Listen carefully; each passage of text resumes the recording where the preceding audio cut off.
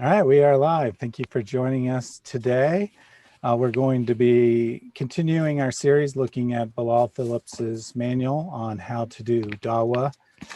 Today we are going to be looking at a section which he calls general considerations for doing Dawah, but in reality it is all how to respond to common criticisms of Islam.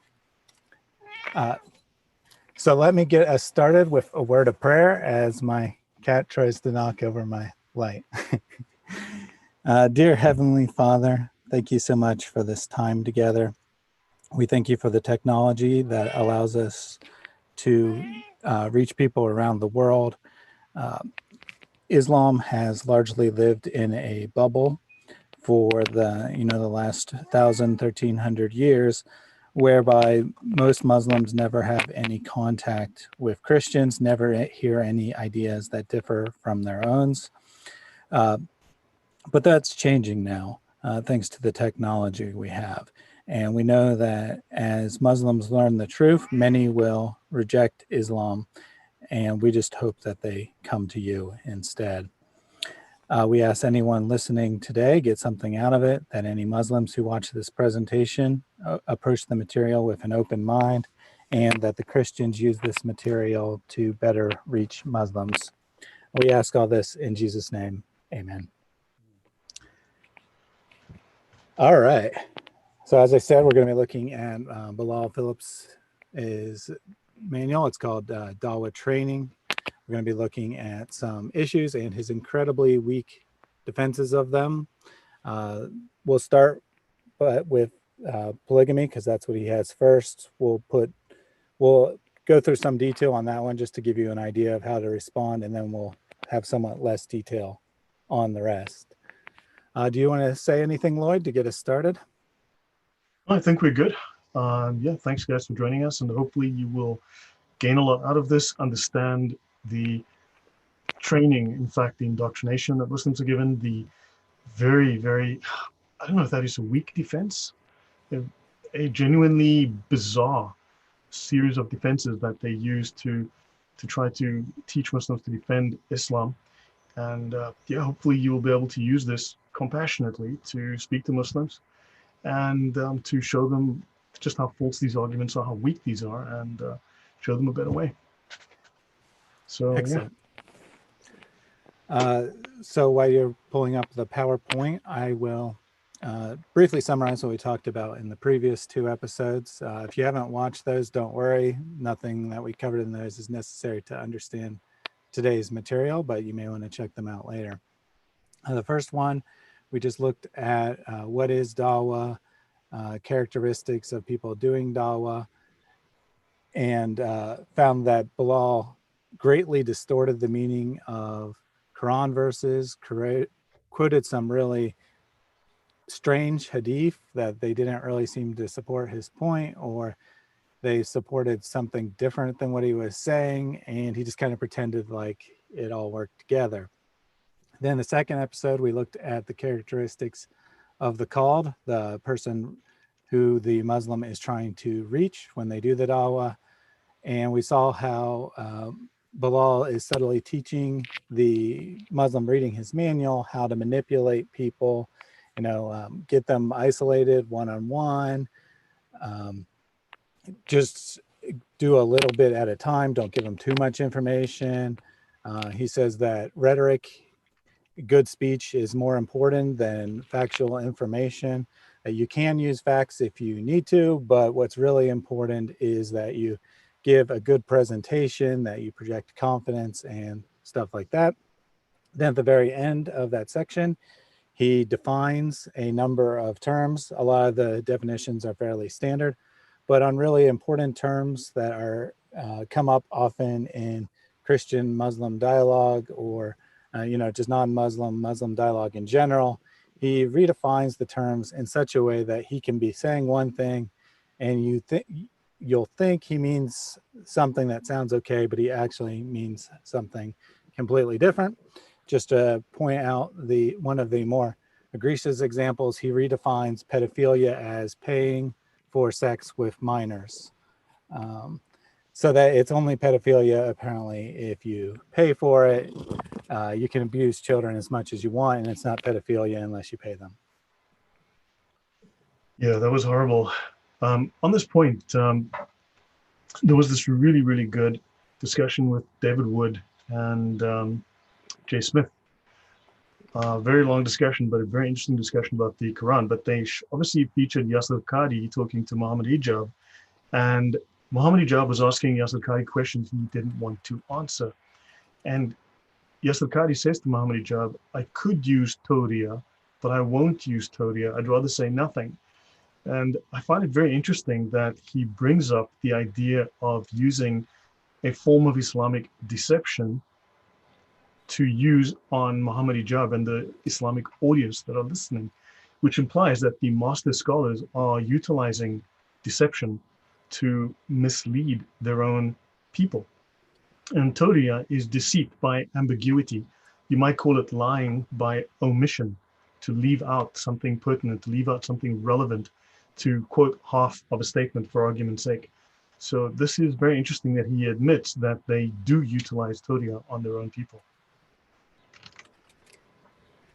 Yeah, pretty crazy. Actually, the video I am working on currently, since you brought up the subject, I'm going to call it Ignorance and Censorship, the two pillars of Islamic scholarship. It's going to look at Qadi's comments and also comments by other Muslim scholars in recent times about how it's best not to tell the people anything. And then, of course, I show how the Hadith, Quran, and the Sharia law back this same opinion in the video. Yeah, we've discussed it over the last few weeks where the Sharia explains Muslims should not know too much and should not ask, else they will lose faith. And after that discussion, Muslims were losing their faith. So yeah, anything further? Else we can. Nope, I think we can go ahead and dive in. Okay, so I should share that screen.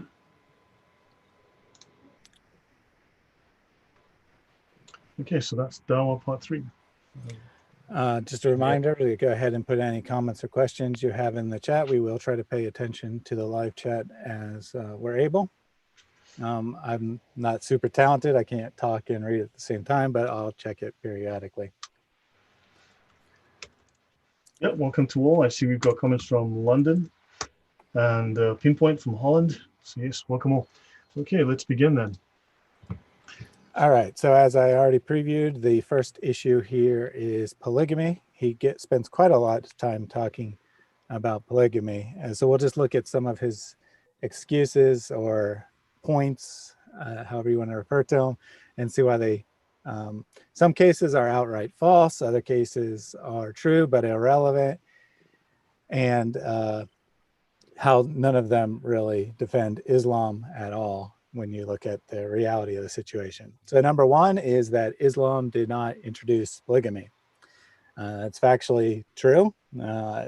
Polygamy existed before Islam, but of course, lots of things existed before Islam. Murder existed before Islam. Are you saying that murder should be allowed because it existed before Islam?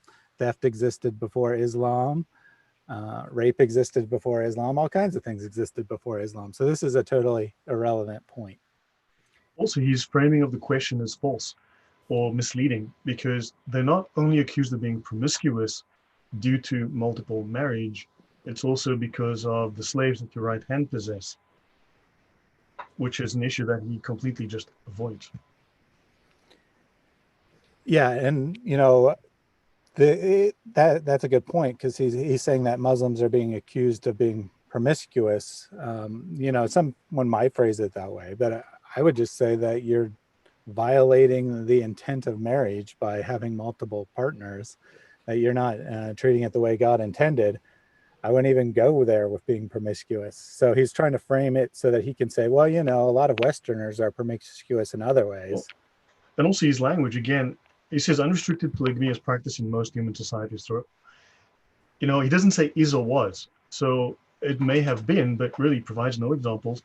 And it has certainly been in the Western world. It is essentially no longer present, right? Now, you said Islam regulated polygamy. So in other words, they certainly do, but they regulated it by limiting the number of wives and establishing responsibility. Um, Sorry, I lost my thread in that. But the fact that it may have been unrestricted in the past does not mean that it is okay now, because they're still doing it now. And actually, this goes with a lot of what we've talked about over this apologetics series, that Islam is all about what's legal, not what's right. So, you make polygamy legal, and that's all that matters. You could do the same with any crime. You can greatly reduce the amount of crime just by making a bunch of things legal. That And doesn't also, actually fix the problem. It just changes the definition of whether it's legal or not. they don't arrive at the permission of polygamy on the basis of rational thinking.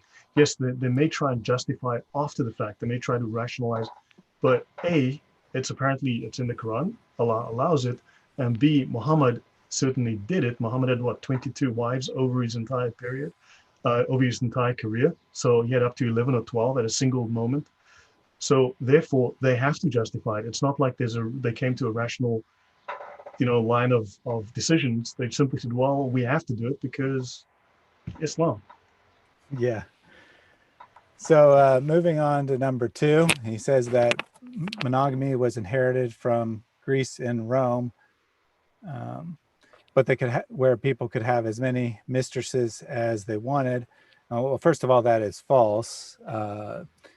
The Jewish ideal was always one wife, so Christianity inherits it from Judaism, not Greek and Roman society. But I think this is actually very interesting, because actually, when you look at all the cultures around the world, most actually did value monogamy. So him saying that polygamy was always the norm isn't even true. Here, it apparently was inherited from the pagan Greek and Roman society, according to Bilal. So apparently it wasn't normal there. And then he goes on to say that even today, most married men have extramarital relations. I don't know what the percent is. I doubt it's most, but even if it is most, that is completely irrelevant. We don't decide what is right by what the majority of people do. But also, that is not polygamy. That is a breaking of your marital vows and your contract with the state, if you want to view marriage in that sense as well. And so, relationship with a mistress, that's cheating, girlfriend and prostitute. And in Islam, he fails to discuss the fact that there's the muta marriage in Islam, where you can literally marry a girl for 1 hour just so you can take her to a hotel room. And then afterwards, the imam will divorce the two of you and you pay them both some money. Yeah, it's prostitution in all but name. It's exactly the same format. That you pay money, you get sex. It's they call it marriage, but it's obviously not. So yeah, and so the concept of the Western claim to monogamy is false. Our laws, our entire morality, our entire legal system, the ethical system, the religious system, it is monogamous.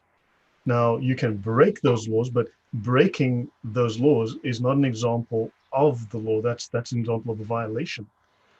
So just really false set of ideas he presents. Plus, which is one more thing, he only talks about men, but of course, Western women also have multiple boyfriends and over their lifetimes, and often cheat on their husbands. So apparently, he doesn't care about that side of the coin, because he only wants to justify men having multiple wives. But his argument could just as easily be used for women having multiple husbands. Yeah. So that, Sorry. Go. The point number 3 here, he claims that monogamy is illogical, and it's basically the same argument. He says that people violate their monogamous marriages, and they get in trouble for doing that. But if we just made it legal, then they wouldn't get in trouble for doing it. It's pretty bizarre argument. Yeah, it's just the way he twists words, the way you've got to spend so much time untangling this that it's really just designed to create this morass that you're trapped in before you can clear all these cobwebs and landmines and then get to the actual point. It's a mental trap that he's laying here for themselves, for his for the people he's supposed to be guiding, and for anyone who wants to try and refute him. It's really incredible thinking, the lack thereof that we're seeing. Pinpoint says that Islam is men-oriented, and actually we're going to see that most of these issues that Bilal chooses to address are male-female relationships, and in a lot of cases he just flat out says Islam is right, women are inferior. So you're quite right about that point. So point number 4, he says men created I guess he means men were created polygamous because of a need in human society. There's normally a surplus of women in most human societies. Then he goes on to try to connect this to homosexuality, which is both bizarre and expected. He seems very obsessed with homosexuality. He's brought it up multiple times already in the Dawa Manual, where it had no point whatsoever being brought up. And I think what he's trying to do is he's trying to say, you know, those Westerners, those Christians, they're really immoral people, so who cares what they think anyway? But his point about there being a surplus of women in most human societies, one, is false. As we'll bring up some population statistics here in a second. The reason it was historically true is because men often went to war and died in war. So because of that, there were more women. However, it wasn't a massive imbalance because women also were very likely to die during childbirth. Nowadays, it's very rare for a woman to die in childbirth, but in the old times, it was quite common. So women also often died prematurely in those days. So there was, there was a slight imbalance, but there certainly was never a 4-to-1 imbalance like Islam allows for. Yeah. And were men created polygamous, or was Muhammad just a rampant sex maniac? Very good question. Yeah, you're right. He just kind of assumes that that's the natural way of men as being polygamous, which apparently women, not so much, just only men, apparently. Also, it's very carnal. He doesn't speak about disciplining your drive. I mean, you can be the most alpha of males, and when you're unmarried, maybe have your choice of women, because women might be throwing themselves at you if you're the quarterback or whatever. But once you find your wife, you settle down, that's it. You are no longer polygamous. You are now bound to one person, and he's saying we discipline in the West. We discipline those drives. Yes, we can look at a woman and appreciate her beauty.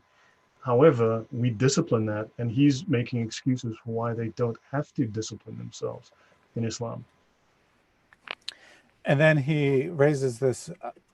So he does raise the war reason, and then he gives 2 other reasons which are less true. Men dying in violent crime. I'm sure men are more likely to die in violent crime, but if you're talking like 0.01% of the population or something, it's not going to create an imbalance. And then women outliving men, which is factually true. Women do have a longer life expectancy, but let's be real here. No one is taking a 80-year-old widow as their second wife. They're taking a 14-year-old virgin as their second wife. So, all those old women who Bilal is trying to make us feel sympathetic for because their husbands have died of old age, they are not getting remarried, regardless of polygamy or not. Right. Yeah, rest, read through that, but we won't go into every sentence here. Did you have those population statistics? Yeah, those will pop up now. Those will Okay. be popping up now. So he cites here Russia, 46% male, UK, 48% male, US, 49% male, and then Brazil, almost exactly 50-50. And I guess these are the best examples he could find. But actually in most, well, I don't know about most, but in a large percentage of countries, and certainly in almost all Muslim countries, men outnumber women. Yeah. He gives these excuses as well. Western anthropologists are that polygamy is a genetic trait. Again, he's basically stating they're animals, they can't control themselves. So if this is what they're being taught, well, does this help us to explain the issues we're seeing in Western Europe, where all these Islamic migrants come in? Because they're told they don't have, it's not their fault. They can't control themselves. Um, yeah, he gives these statistics, but notice he doesn't provide statistics for the Middle East. And here are some modern statistics that we dug up. I think these are recent, these are fairly recent. So Ireland has 101, this is the ratio of men to women. So you can see these ratios are very, very even. So where is the 4-to-1 ratio?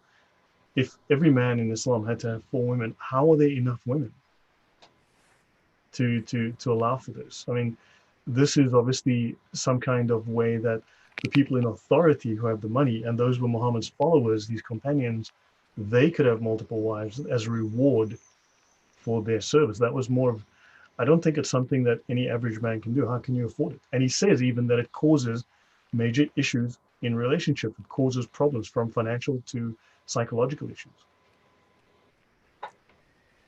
Yeah, we see here that these Middle Eastern countries, however, are quite an exception to the norm. And just to be clear, that first number is the number of females and the second is the number of males. So there's almost a 2-to-1 or even greater than a 2-to-1 ratio of males to females in some of these countries. Yeah, Qatar 48 to 100, UAE 47 women to 100 men. And, you know, China gets this rap, and it is true in parts of China, of people aborting their female babies, or, you know, giving them up for adoption, or even killing them after they've been born. But China is 95 to 100. Here we see in Qatar, 48 to 100. United Arab Emirates, 47 to 100. So even though I've never heard anyone in the news talk about how the Middle Eastern countries are aborting their female babies. Clearly they are. That's the only explanation. They're also exporting their excess males, because excess males without partners also become a social issue. That aggression, that violence, it plays out in society. So they're actually exporting all of their excess males to Europe. And if we take Bilal's argument seriously here, this seems to be pretty clear evidence that women should be allowed to have multiple husbands, not the other way around. So his argument ends up blowing up in his face. Yeah, why do men outnumber the women? Oh, the women outnumber the men. I have no idea. I mean, what do the men outnumber the women so much? 2-to-1, basically. Who knows? Yeah, there's some chat in the comments about that, and you know, I don't have another explanation other than that they're aborting the females. They're certainly not occurring naturally. Let's put it that way. Yeah, those are crazy numbers, how the statistics are so heavily skewed in this society. So going on here, he claims that polygamy protects the interests of women and children in society. And this ends up being quite a sexist argument here, that he says because men make the laws, that women need the protection of polygamy. Otherwise, the men will make laws that allow them to, you know, just have children without having to pay for them, kind of thing. So he apparently thinks that women are incapable of protecting themselves. They need this polygamous relationship to protect them. Then moving on to point number 8, he claims that only a minority will practice polygamy even in Muslim societies, which I'm sure is probably true, but it's totally irrelevant. If you're saying only a minority will do it, well, great. Only a minority of people are going to steal from their neighbor. Does that have any relevance to whether it should be legal or not, or whether it is moral or not? It's just a total non-starter. And then he even admits that family problems and marital disputes are multiplied in plural marriages, meaning polygamous marriages. So he ends up giving an argument why you shouldn't have a polygamous marriage. So why exactly is he arguing that there's no problem here? I don't get it.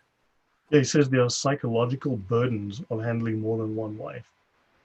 It's, yeah, he starts to talk about issues.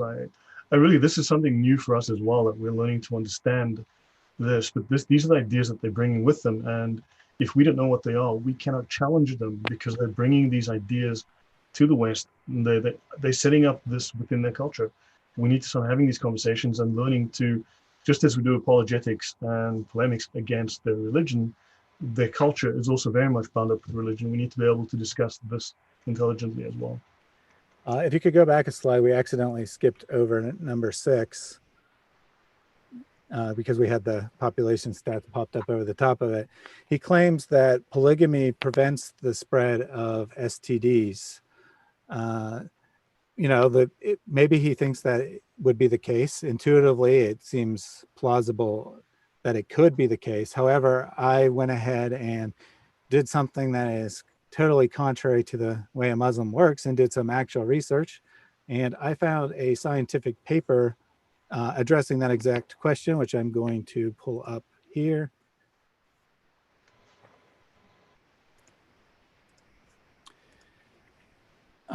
This is a paper called Concurrent Partnerships and the Spread of HIV. So it's HIV specific, but it would presumably apply to any STD. And then here in the results, says concurrent partnerships exponentially increase the number of affected individuals and the growth rate of the epidemic since its initial phase.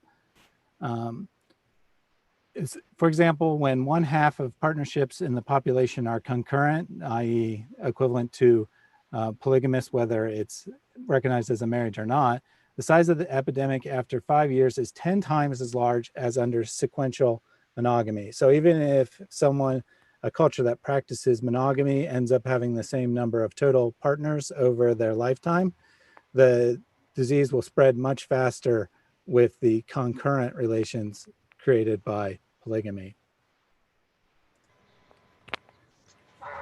So, he just asserts something. He doesn't have any reason to believe it's true. And then when we look at the actual data, the data says that if the opposite is actually true, that having concurrent partners, even if it doesn't increase the total number of partners, increases the spread of STDs. Yeah.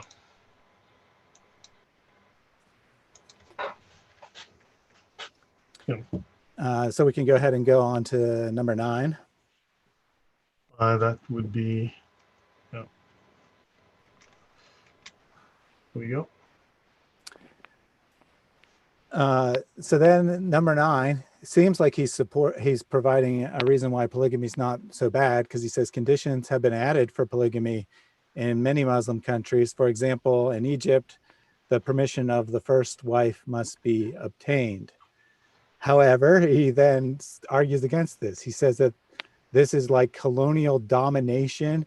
No woman in her right mind would give her husband permission for a second wife. That's a pretty good clue why you shouldn't have a second wife. And then he says such a condition negates the permission given by God in the Quran. So he says no woman in her right mind would agree to this, but Allah says it's okay. Yeah, and she should then have no say by implication. He's saying she should have no say. And even though Allah is quite happy to upset the wife, and the man can just impose his will like that. This is insane. So yeah, but he kind of phrases this as if it's a defense, but yet it's actually a complaint. Yeah, it's very bizarre. I don't know why he would throw that in there. It's like, oh, polygamy's not so bad. They've restricted it, but they shouldn't have. That God's against that. Allah's against that. Yeah, so no woman in her right mind will give her husband permission, but this goes against the will of Allah and thus the will of men. So I guess the only implication here is that Allah doesn't care about what any woman in her right mind would want. He only cares about what a man wants. Yeah, so why would Allah care that men have multiple sexual partners? Good question. I thought Islam was all about the virtue of marriage and, saving yourself and not having rampant sex. But it seems really, really Allah's interested in men having as many sexual partners as they can manage. Yeah, and even the Islamic conception of paradise is all about sex. sex for men anyway. That's The big for women's us, isn't needs it? are an afterthought if they're there at all. Going on to number 10, we see the same pattern here that, others have accepted polygamy as on condition it's not for lust. Okay, that sounds reasonable enough that you can only marry a second woman, if you actually care about her and whatnot. Blah, blah, blah. But then he says the reality is that lust was involved in the first marriage of the first wife. Why is it acceptable in the case of the first and not the second? I'm married. I did not get married because I was lusting after my wife. I got married to her because I cared about her and I wanted to be with her and her only. So this is just a really interesting thing here. And he also states that he then goes on to contradict this very point as we go through this discussion, because he says marriages are arranged. You might not have even seen or met your wife. You might not even know what she looks like, to be quite honest. But also, marriages, he says, are not about love. It's about just a contractual obligation, which says you're now allowed to have sex. So really, it's just legal permission to have sex. So it's often I don't know. Does that make real sense that it's about lust and love? No, it's just about, okay, well, I need to marry them off. And often it's they marry them off because of business reasons, because of wealth or whatever, or there's some kind of cultural conditions. But it's not about, oh, I see the woman, I fell in love, and going for that one. No, because that's not allowed. Yeah, and then this last sentence here is pretty telling too. He says to try to curb it by some conditions will only lead to corruption in society. So he basically says that men are going to lust after women no matter what. So you might as well let them marry multiple wives so that they can fulfill their lusts on their property, i.e., their wives. It's it's pretty telling about what Islam's all about here. It's all about what is legal. You define something as legal, and then it's right. If if you're lusting after a woman and you have sex with her outside of marriage, that is wrong because it's defined as legally not allowed. But if you marry her first, and keep in mind that she doesn't necessarily have to really give her permission. Her permission's probably irrelevant, as Bilal will defend later. Then it's perfectly okay. You don't have to care about her. You can just use her as a sex toy, and that's perfectly fine as long as you have a contractual marriage in place. Yeah, it's hard for me to make sense of some of this. It just goes against reason, goes against anything that seems like natural law. It's it's hard to wrap my head around some of this. Yeah, it's pretty disgusting. I was discussing with my wife what the topic of today's live stream would be last night, and I was like, if you want to be infuriated, tune in today because we're going to be talking about women's rights issues mostly. And Bilal basically just says the Quran says it, so it's correct. That's all that matters. Women can be treated like property. It's perfectly fine. Yeah, I mean it's really yeah. Yeah, no, I don't know what to say. It's just this is horrifying. The more we go through it, the worse it gets. So I'll take a couple comments from the chat real quick here. Pinpoint says that Muhammad scolded a man who married a widow and said he should have been marrying a virgin. That's correct. There's a hadith that says that, which goes back to the point about Bilal saying that women live longer is totally irrelevant because widows are undesirable and no one wants to marry them anyway.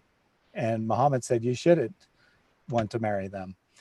JC was talking a little bit about English speaking sheikhs like Yasser Qadi and Bilal Phillips. He says, that they're clearly educated and in some senses they're more honest than a lot of the more popular level of apologists are, and that is true. But then he says, but in the end, they have to defend Islam, and that's what they do, which is absolutely correct. So, we can point to someone like Qadi admitting that Islam did not spread by peaceful means, that is a myth, and he'll actually scold Muslims for repeating that myth, saying that when people learn the truth, then they want to leave Islam because they've been lied to. But the vast majority of Muslims are going to just keep lying anyway. I touch on this in my upcoming video, that basically there's a few people like sometimes like Bilal Phillips, often like Yasser Qadi, Shabir Ali, a few others that are somewhat honest, that, you know, talk about what Islam really teaches, and even scold Muslims who try to pretend that it meets with Western values. But the majority are just going to keep lying because most people aren't going to look into things for themselves. And a nice sounding lie is more convenient than the truth.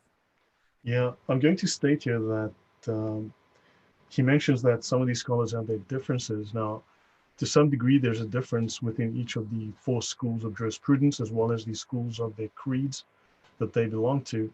However, as we've seen from Yasser Qadi, they also tell the Muslims that listen to them, or even the Christians that listen to them, whatever is convenient at the time. So some of those differences are really just propaganda they're making up to make you happy at that point. However, if you want to find what the actual rules are, you have to read the Sharia and go through the tafsir of the major scholars. That tells you that's what it is in black and white. You know, that's where the rubber meets the road. And we can't always believe what they tell us. I mean, this is garbage. This is garbage. And if we just read through the Sharia, we'd see it bluntly laid out for us. So then he continues on here with point number 11, saying that feminists, or as he previously called them, any woman in her right mind, would object to this male right by insisting women should be able to practice polygamy as well. However, a woman marrying 4 husbands would only increase the problem of surplus women. Of course, as we've already seen, that isn't actually the reality. Globally, it's pretty darn close to 50-50. And in the most prominent Islamic countries, there's a surplus of men. So this is a total nonsense argument. And then he says, furthermore, no child would accept his mother identifying the father by the eeny, meeny, miny, mo method, which we could just flip that around. No child would accept his father identifying the mother by the eeny, meeny, miny, mo method. That's an irrelevant sentence. I mean, that's just an opinion. And also, when he speaks of the problem that having 4 husbands would increase the problem of surplus women, how do they? Sorry, no, it's just they already have a problem with too few women. Maybe because many of those women, the 10 or 15% of men who've removed those surplus, those extra women from the marriage pool. Maybe that's why there is a shortage in those countries. You know, they've removed that, and yeah, I don't know. It just makes so little sense to me. It's nothing. I don't think it's something we've sat down. We've talked about the Quran. We've talked about this and that and the Hadith, but this is, it's just gobbledygook. It's not rational. It's not logical, and it's something new for us. And we're trying to make sense of this. And I'm hoping that others will also pick up this, look at this, and start taking apart these arguments and start discussing this on online forums and with Muslims, and start saying, hold on, like, just someone be clear with me. Where is this coming from? And, you know, these are just assertions that Bilal is making. Again, it's assertion after assertion. And then point number 12, he ends up, after giving all of these arguments or non-arguments as they may really be, he ends up saying, basically, the Quran says it, Allah says it, so it must be correct.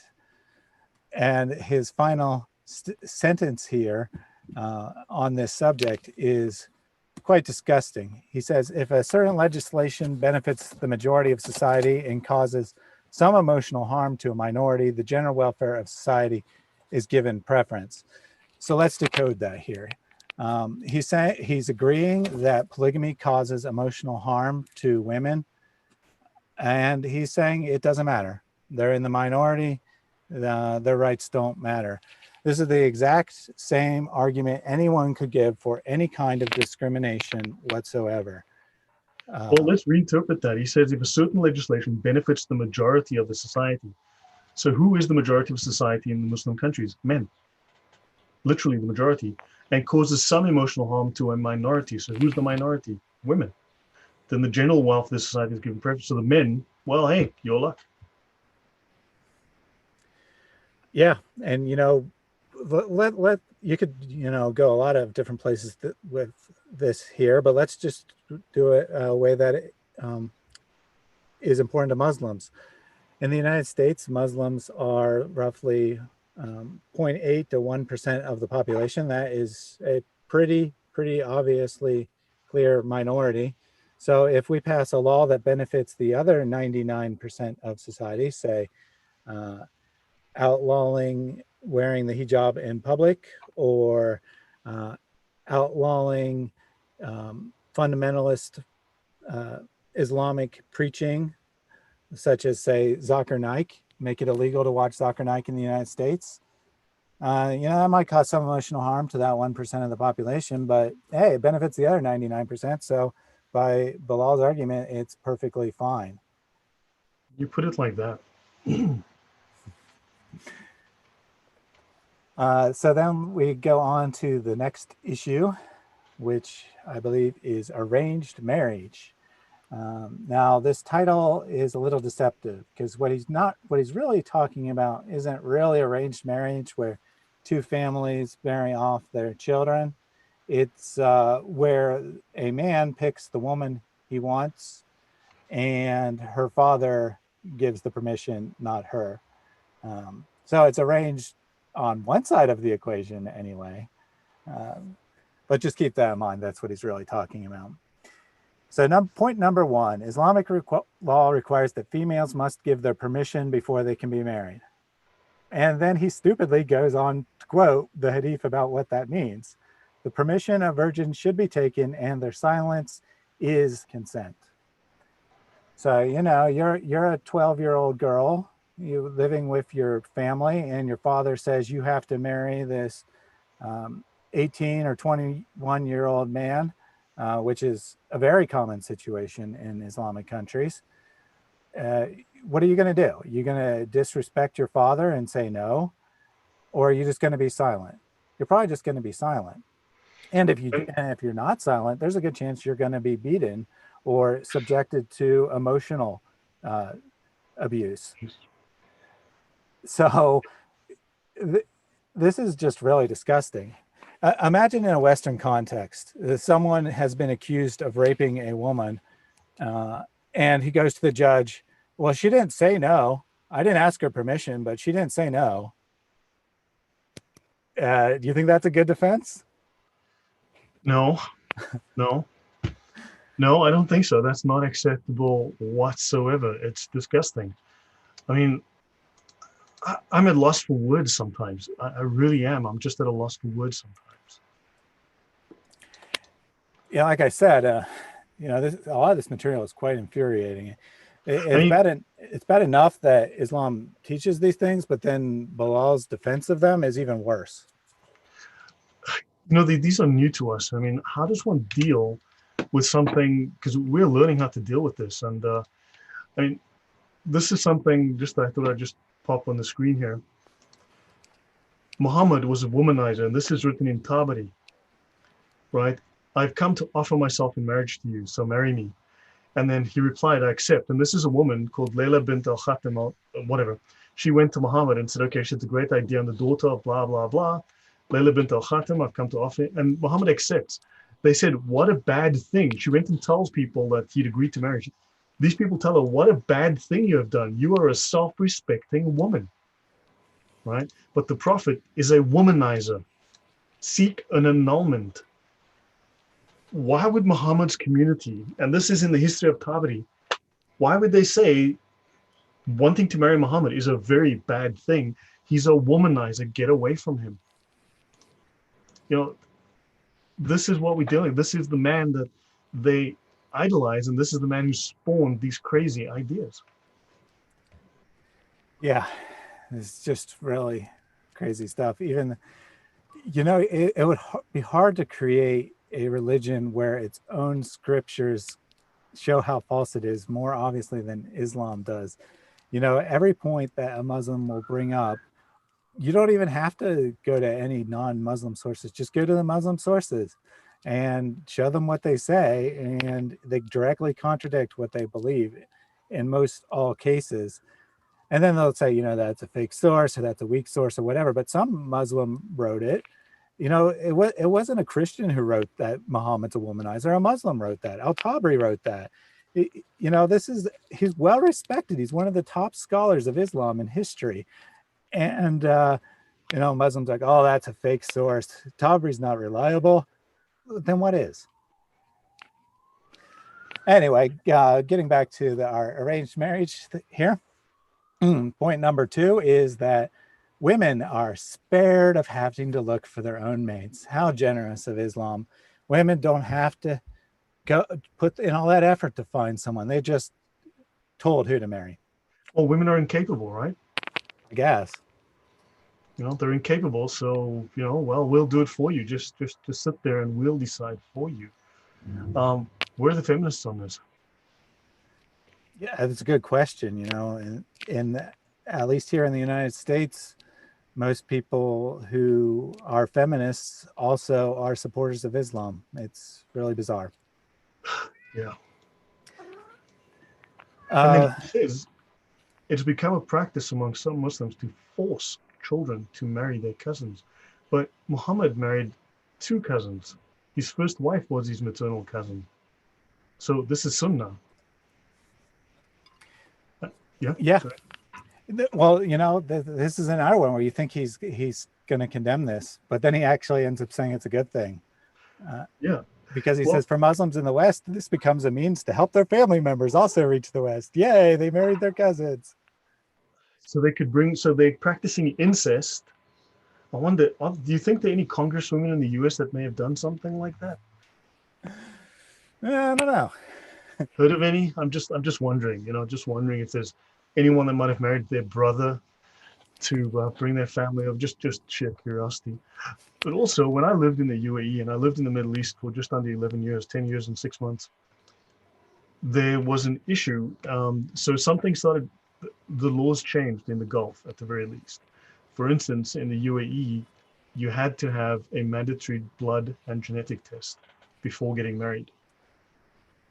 The reason being that quite literally the inbreeding, the cousin marriage was causing birth defects and was causing some serious genetic issues, and a blood disease or something, or genetic damage disease called thalassemia was becoming a serious problem in the Gulf Muslim population.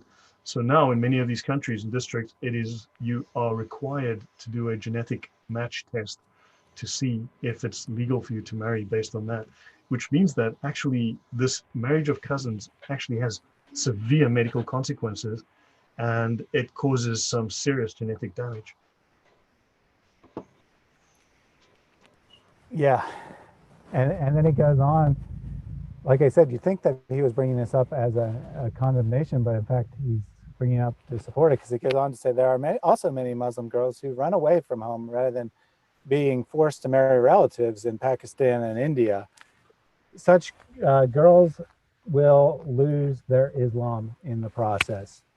So he's saying it is bad for Muslim girls not to marry their cousins. So it's better to have a forced marriage than have a girl run away and leave Islam. That's insane. Don't they have the freedom to choose what they want to believe? Yeah, it's insane. We have a couple comments from the chat. End Time says, on top of that, they, I believe, meaning feminists, will get angry with you for letting them know. So true. Pinpoint says women are half-brained according to Islam. We're going to get to that one in a minute. So don't worry, we'll get to talk about that again. JC says that he has a suggestion for helping us. By all means, send that along.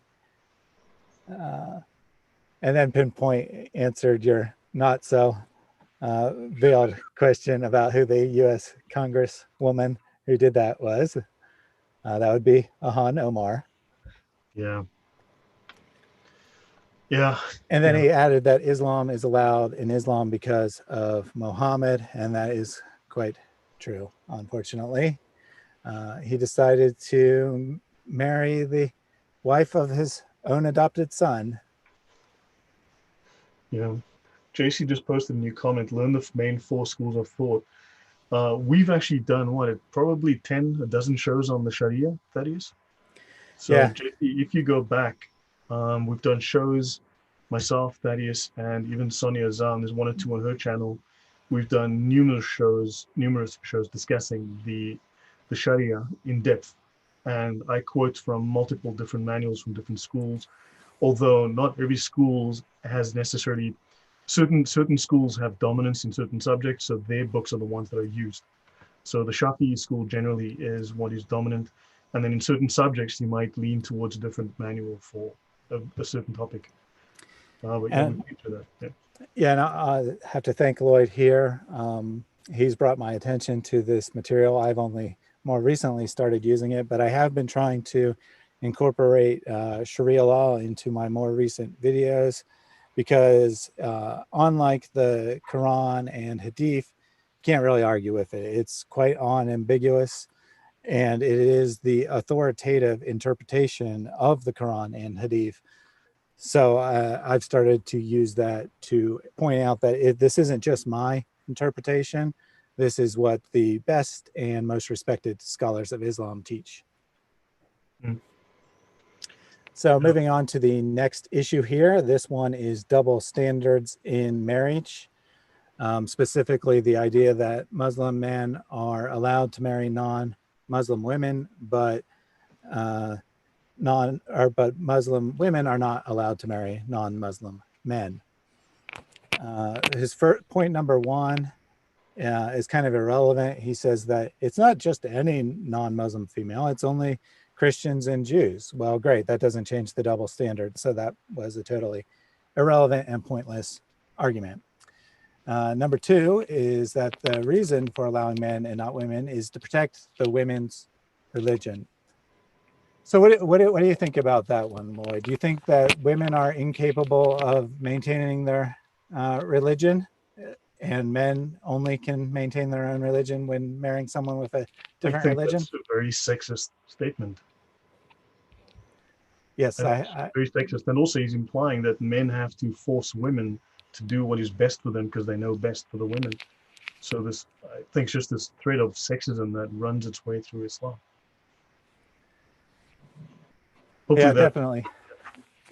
Villainous says that this fixes the birth ratio problem. I guess so. Maybe this is why polygamy is only allowed for men, because they can take it captive women and marry them, as encouraged by Muhammad. Of course, they don't have to marry them if they don't want to. They can still have sex with them as long as they own the woman. Yeah, I'm just thinking I might not be seeing some of the comments that you're mentioning. That one just came in, but so your chat might be slightly behind. Yeah, I've also noticed that occasionally, like if I have it open in two windows, there'll be random isolated comments that are missing from one. I don't know.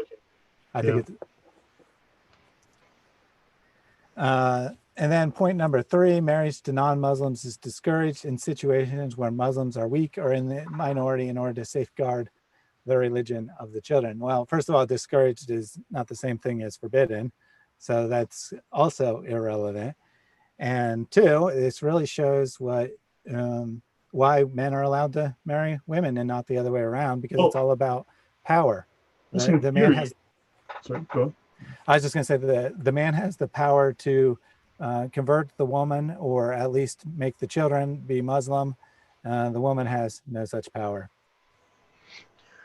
Also, in theory, they are only allowed in the Sharia to marry Christians and Christian and Jewish women. However, obviously, women are not allowed the same privilege. Women can only marry Muslim men, so the man must convert.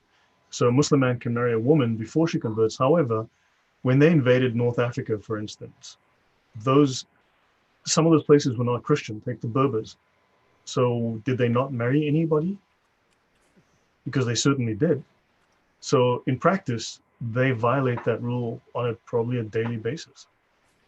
Because remember, if you look at Africa, you go into India, they are kidnapping Hindu girls and forcibly converting them or just marrying them. and then forcibly converting them. This is a common issue. So this is nothing to do with following the rule. They simply do it because they think they can. Well, I guess they might say that they had converted the woman to Islam before they married her or something. I don't know. You capture someone as a slave and you can rape her as much as you want. You don't have to marry her. Well, at some point you might say, all right, all right. So that I have some legal protection, I will agree to marry you and pretend to be a Muslim. Remember, all you have to do is say the Shahada. You don't have to mean it. You don't have to. You don't have to know anything about Islam. All you have to do is say the Shahada, and you're magically a Muslim. So, pretty crazy stuff. Yeah, really nuts. Villainous said that not all his comments have turned up for him either. So, some sort of YouTube bug apparently. But then he said that this is love jihad, and that is quite accurate. And if you do a news search for that phrase, love jihad, you'll see a number of articles on how this is ongoing in the present day in countries where Muslims are in the majority. They will often forcibly marry someone in the minority, usually a Christian family, to convert them to Islam. Yeah. They're very concerned about the idea of weakness. It's really interesting that he speaks strategically here about weakness. He speaks in strategic terms, almost military sense. And this is the same in the Sharia. Yeah, it's almost like Islam is all about military actions. Strange. Yeah, I'm actually looking up something. I'm nearly there to find a reference in the Sharia, which might be very interesting to us.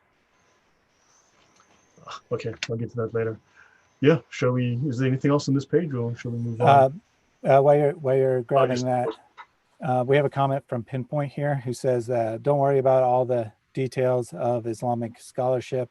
They all go back to the Hadith and Quran."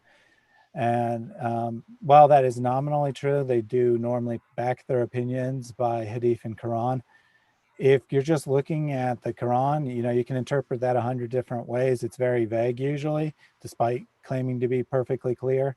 And if you don't know the authoritative interpretation as decided by the scholars over Islam's history, then the Muslim will just rightfully or wrongfully will just say, you don't understand the Quran. You have no idea what you're talking about. On the flip side, though, if you try to force them to talk about Sharia, they'll just ignore that because they know they're trapped. So exactly. I think it's a fine line to walk. I don't want to totally ignore the Quran, but I don't want to be completely dependent on it either, because that plays right into the online Muslim polemicists' hands. They want to talk about the Quran and Bible only, because as long as you're just talking about the Quran, they know that you don't have any authority. You don't know what Islam is really teaching, and they can pretend that it means something totally different than what the scholars say it does. And you really have no way of showing them to be wrong, other than, using logic and common sense, but those don't typically work that well, unfortunately. On that point, they might refer to the Quran and the Sharia, but basic Muslims, there are 4 levels of knowledge in Islam. So the first level is where 99% of the Muslims are, called the ibadah, the plain level of meaning, the literal level of meaning. Someone like Yasir Qadi is on a higher level. Would be someone like an imam. He is on a level they call the ishara. And then there's a level above that called the lataif, and a level above that called the haqaiq. So the senior scholars are at a different level of understanding, and your average Muslim is not allowed to know these things. And also, things like things like the Hadith and the Quran are abrogated. They've been reinterpreted. Certain sentences say that, for instance, they have a thing called mantuk and mafhum we've discussed in past episodes. The Quran might say the sky is blue. Now, it might literally say those words, but that's been abrogated, because now what it means is the sky is pink. Right? So even though it says that, the scholars have it written elsewhere that the blue was abrogated by Allah and it's now pink. So even though it says that there, there's a reference in the Sharia or the Tafsir where it says, actually, that word has now been changed, but we can't go and change it in the Quran, but it actually has to be reinterpreted this way. So there are multiple issues. And also, it doesn't matter what those Hadith or Quran passages say. What matters is what the scholars say they say, what the scholars say they mean. And that is called the consensus, the ijma, the scholarly agreement. So, and so we have to be careful. Are those passages still relevant? Are they abrogated? Are they, et cetera, et cetera? There's lots of issues around that. You cannot take these things at face value. End Time says, I know a woman here in Germany who got divorced by her husband as soon as he had citizenship after the birth of her twins.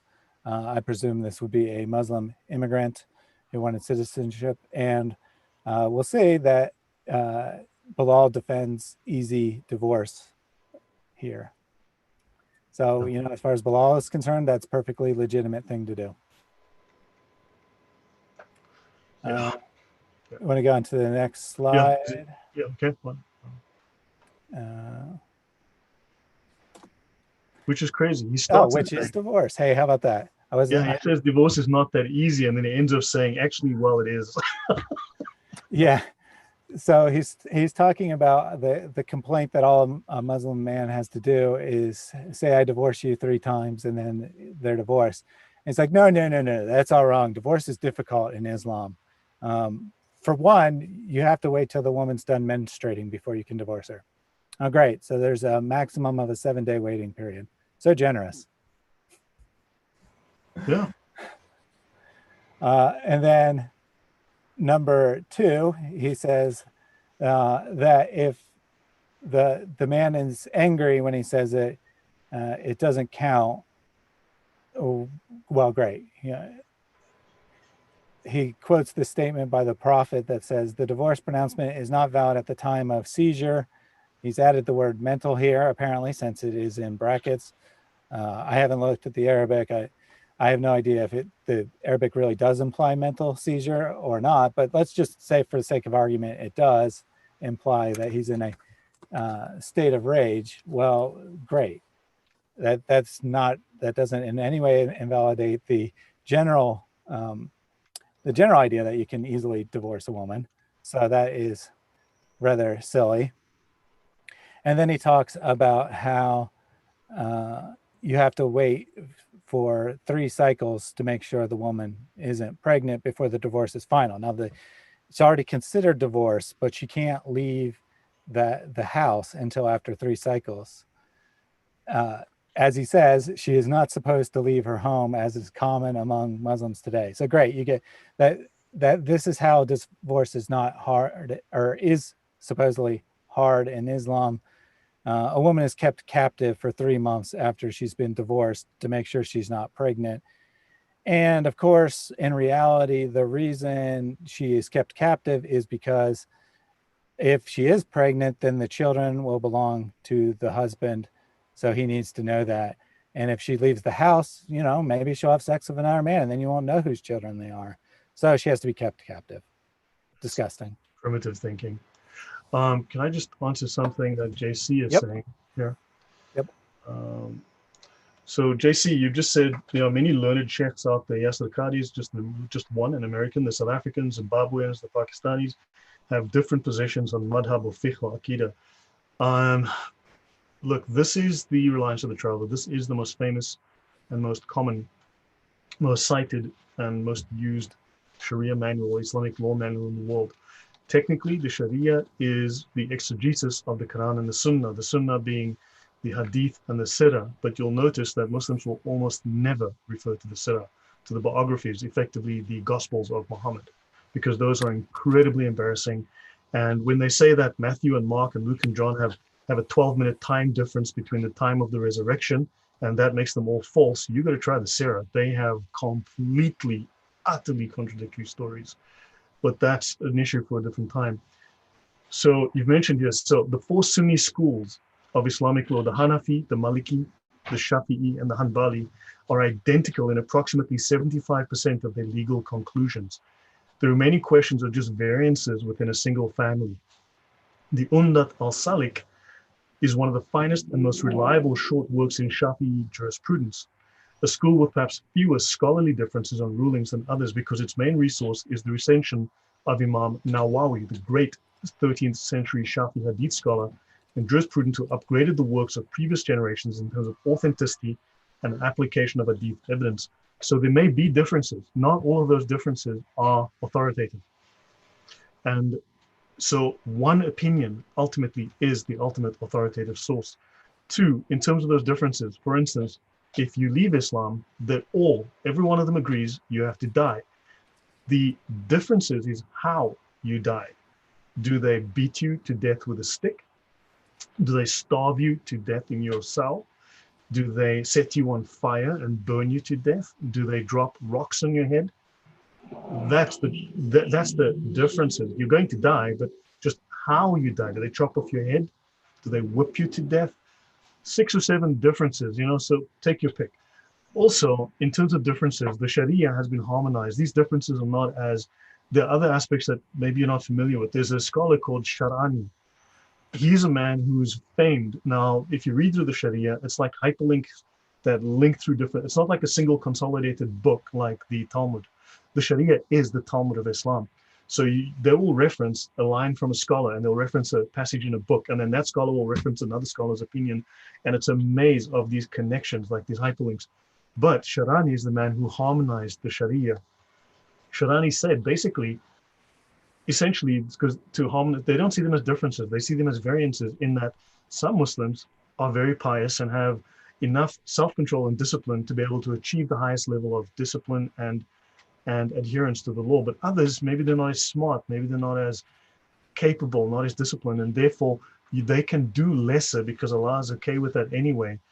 Because He's happy if you don't. If let's say you can't pray 5 times a day, you can only pray 4 times because you got a bad knee and you can't bend over. So, that's okay. You're not the best of Muslims, but it's still acceptable. So they have these levels of acceptable um, adherence to the faith, and then they separate them into the best and what's still good enough to pass. They have the F plus, which is you just barely scrape over the line, it's okay, and then you got the A's. So there's that. And then remember, not all of these opinions are all necessarily authoritative or followed. The Akida are just creeds. Those are like just different denominations, as it were, but those aren't very, very important, at least not to my knowledge. And fiqh is the exegesis of the Sharia. So the Sharia is the exegesis of the example of Muhammad and Allah from Quran. And the fiqh is the detailed. So for instance, the Sharia may say, and I'll finish in just a moment, the Sharia may say, thou shalt kill the infidel. That's the lesson from the Quran and the Sunnah. The fiqh is how, when, exactly, explicitly. And you'll find hundreds of pages explaining, well, what happens when it's during Ramadan? What happens when it's not Ramadan? What happens when it's war? What happens when he accidentally swears over your border? What if he deliberately? That is the fiqh. The fiqh is just the extended detail that applies to the Sharia. Sorry, Thaddeus, that was a diversion just to answer that question. No, that was good. I think that JC supported our point well here when he said they, meaning Muslims, don't function like us. To understand them, we need to immerse ourselves in their world. And that's what we're trying to do here with this look at the Dawa manual. It's fine and good to point out the errors, but what we're really trying to do is get inside his head, see how Bilal reasons through things. And he's a well-respected Muslim preacher and scholar, so we can assume that this is the normal way that Muslims behave. We did look at other Dawa manuals, and they were all very similar. So the idea is, you get inside their head, you better understand how they think, and you can craft better arguments against Islam as a result. Yeah, no, that's exactly what we're doing. And I mean, I'm also very grateful to Thaddeus for giving me this opportunity to speak and to refine my thinking, and I've learned a lot from him as well, especially on the Bible, and also just how to present these ideas and arguments better. I mean, and this particular section we're both new to. It's something that we're both learning as we're going as well. And Pinpoint here says that to you, Lloyd, you are very knowledgeable. Thank you. I have to agree, David Wood often describes Sam Shamoun as the Assyrian encyclopedia. I think we need to start calling Lloyd the Sharia encyclopedia. Sounds good. Thank you. So we can go ahead and move on to the next slide.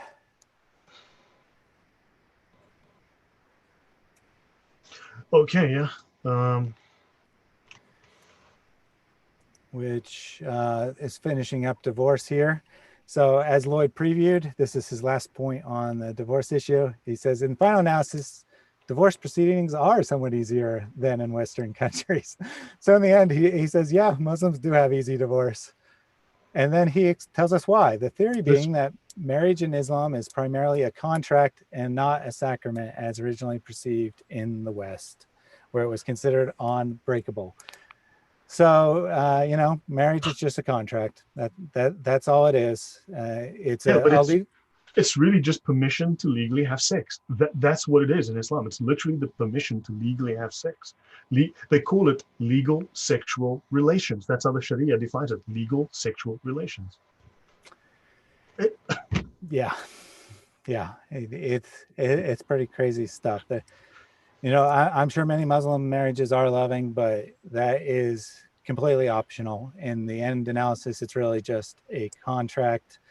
A woman agrees to provide sex. The man agrees to provide money in the form of, a place to live, food on the table, and whatnot. Yeah. Crazy stuff. So then he goes on to talk about dress code, i.e., that Muslim women are forced to wear coverings, in particular the hijab, or if not the hijab, at least some sort of facial hair coverings. And his defense of this one really, really infuriates me. So he talks about the Western world, and then he says, in the United States, there's been a dramatic rise in the incidence of reported rape. Keep that in mind, reported incidents. In the US in the early 90s, reported incidents of rape crossed the 100,000 mark.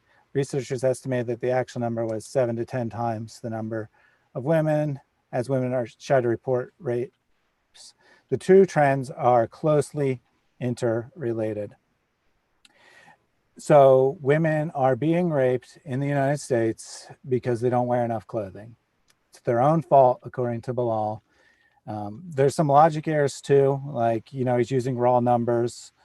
The population has greatly increased, so of course the raw number is going to greatly increase. He's using reported rapes, not estimated total cases of rape. Of course, women, as their rights have increased, have become more likely to report when they're raped. And, we looked for some statistics on rape in the Islamic world, and basically we couldn't find any because women are scared to death of reporting it. And if they report rape, they are assumed guilty, and they can be flogged or killed or imprisoned, because that's how Islamic law works. You are guilty of rape unless you what 4 witnesses.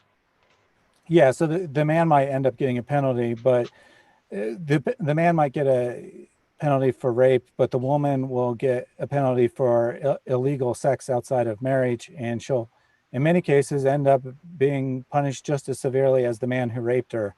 Well, gee, I wonder why reported instances of rape aren't very high in the Middle East. Yeah, you don't want to report it because, I mean, how many Westerners in the Middle East who've gone on holiday, for instance, in Dubai, there were a number of cases where women went to the police station, Western women who reported rape to the police in Dubai were then arrested for months, kept in jail for months, because they've had sex illegally. And unless they can prove with multiple witnesses that they were raped, they're guilty of promiscuity. And that's Yeah. insane. That is crazy. Well, and a small point, back to something Bilal said about, remember in the previous episode, he says that Islam is the only religion that explicitly allows one wife. But then he contradicts it, and we forgot to mention this point, by saying, hold on, you can have 4.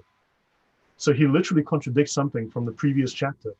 And then not only that, he doesn't specify, doesn't say 4 wives, it says you can only have 4 wives at a time. You can literally say, in Saudi Arabia, you can send an SMS to your wife saying talak, talak, talak 3 times, done, as they love to do with the little hand gestures. Find a new wife, fresh meat. And this is what it is. Yeah. And of course, there is no concept of rape within a marriage. You know, if a woman doesn't want to have sex and she's married to someone, keeping in mind that's just a legal contract, not anything loving. So there's no reason why the man might not force himself on her. That's not rape. That's perfectly legal. Yeah, a woman in Islam is not allowed to deny sex with her husband. So then he continues to try to defend the dress code, and he makes matters worse for himself.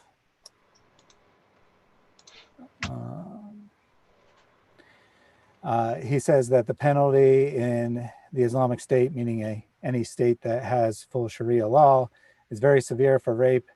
And he claims it's in order to guarantee the protection of females. Then it's debatable, but let's just say that's true. And then he says, however, to allow women to expose themselves and then kill them, it kills those who react unduly is not practical. So basically he's saying if women don't wear proper covering and a man rapes them, that's, you know, the law can't do anything about that. That would be unpractical. Every man would want to rape a woman because she was wearing normal Western clothing. And I mean, they're so revealing that men can't control themselves. They're just, I guess they're just animals who have no ability to control their desires whatsoever. Well, he's victim blaming, and he wants the circumstances that encourage rape should be removed from society. But then he also says that men are naturally promiscuous. Yeah, and then he goes on to admit that, in fact, his argument is total bullshit because he says even in the society of the Prophet, 1,400 years ago, some women were molested and raped. So in actuality, his argument here supposedly is that coverings prevent rape, and then he admits that's not true. So he made this whole argument for absolutely no reason. He just contradicts himself. All he wanted to do is talk about how Western women deserve to be raped because they don't wear enough clothing. That's what I get out of the section anyway. Yeah, but also, if this is a religious issue, these are social cultural issues. How is this religious? How he's indoctrinating people to dislike and hate our society, to find it deeply immoral. I mean, this is not, I don't recall getting this in Sunday school. Yeah. I've never heard anything remotely like this in a Christian environment. I've never heard anyone be like, oh, you know that those Muslims, they are bad people. That's why you should believe Christianity is true. But I get this a lot online, and I'm starting to realize more and more that a large percentage of the common Muslims' confidence in Islam is being taught to hate people of different religions from birth. So they think themselves vastly superior. Let's take a couple comments from chat. Pinpoint asked, where's rape condemned in the Quran? It's not, as far as I know. You know, maybe someone can twist some verse to kind of sort of say it, but as far as I know, there's nothing remotely like condemning rape in the Quran or even the Hadith for that No, matter. because there is no moral, there's only the concept of legal sex or illegal sex. That's it. Legal sexual relations or illegal. That's it. But there's no concept of rape. So if she's your slave, yeah, you can take her and she's not allowed to refuse. Remember, women are not allowed. We should maybe do a section on women one time, just discuss the Quran and women or Islam and women, but women are not allowed to refuse sex from their masters or husbands. Quite right. Diane says that in the Bible, men are responsible for their own actions. Rape is his fault, even if a woman was totally naked. And I agree. The Bible believes in responsibility. Islam believes in what is legal and what is illegal, and responsibility, forget about it. You know, interestingly, a little while ago, David Wood and Apostate Prophet teamed up and they both did a video on a hadith where Muhammad apparently just saw a woman, just an ordinary woman walking down the street and started lusting after her. So he ran home and immediately demanded one of his wives have sex with him. And on one hand, it says something's really bizarre about Muhammad, but then apostate prophet who grew up in Turkey said that in his experience living there, uh, if a woman, wearing full Islamic covering walks into a store and there's, so let's say a cafe, men are sitting at the tables, she doesn't do anything. She just comes in, buys her stuff and leaves. All their heads turn and look at her because they all are lusting after women so badly. So apparently the covering is not doing anything.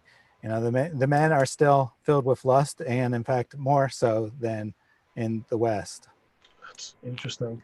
And I mentioned something slightly off topic, but there is a common quote out of the Talmud that many people who are very much Jew hating will say, it's about you got to go to another city and sin there. There's some, it's got some sort of reference. Do you remember that quotation? Take yourself to another city and go and sin or go do evil over there. Well, when you read that passage, that story, it's like a hadith, basically. The Talmud's full of hadith. When you read that, it actually shows it's a rabbi, a student, who's actually a seminary student. And he was discovered to have been visiting prostitutes. And this brings shame on the rest of the rabbis. It brings shame on the profession, and it brings shame on the seminary. So they tell him, dress in black, cover yourself, cover your head, and go to another city and go and, when they say go do evil, actually, if you read it, it says go and sin if you must, go sin elsewhere where no one knows you. But don't bring shame on your family. Don't bring shame on your colleagues. Don't bring shame on your community here. Go somewhere else. And then they discuss it further. They say, get it out of your system if you must. We'd prefer you didn't. But if you cannot control yourself, go somewhere else where no one knows you and try to get control over your urges. And then the student, out of shame, ends up killing himself. And you contrast that idea, which has ultimately been inherited into Christianity, ideas of that nature, maybe not that specific one, but these ideas of how we should control ourselves and the shame involved with this idea of Islam. It's I mean, those are worlds apart. Definitely crazy stuff. So the next topic he covers is unfair inheritance, how the Quran prescribes that men receive twice the inheritance of women. He first makes this nonsense claim that the right for women to inherit and own property was only given to the women in the West at the turn of the century.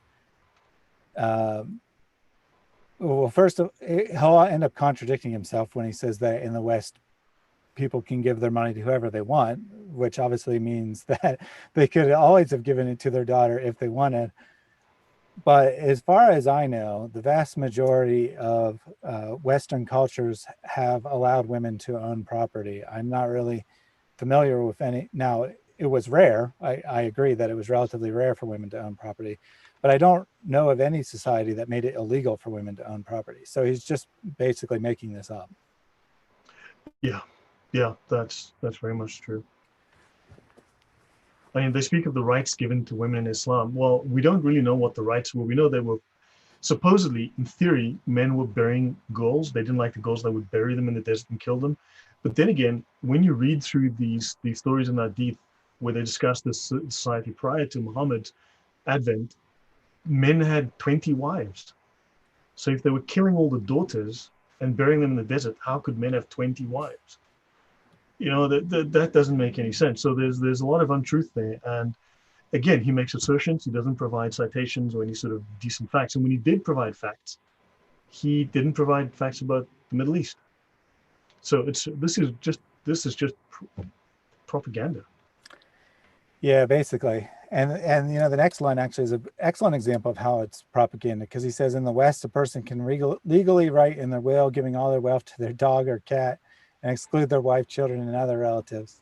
First of all, I doubt that's true. I doubt there's any jurisdiction that will allow you to give your wealth to your cat or your dog. But even if it was true, no sane person would actually do that. So it's totally irrelevant. He's just making up nonsense to make it look like the Western legal system is illogical, when in fact no one would ever do that. Yeah, he's finding ways to disparage Western civilization, Western culture, and Christians when we are being factual and he's just making these broad statements which are loosely based on the truth at best. So then he goes on to explain why men have unfair inheritance, and is another one of his many, many sexist statements. He says, in Islamic society, men are responsible for the maintenance of women. And that's why men get more inheritance, because, you know, they have to pay for all those women. I guess women are incapable of maintaining themselves. They need a male protector at all times. Yeah, and then he goes on. So he says unfair inheritance. And he says, well, it's not really unfair, but then based on the male role, Islamic law awards the son twice the portion of the daughter. So where's the fairness? He still doesn't quite explain this. He tries to justify why it's unfair rather than explaining how this is fair.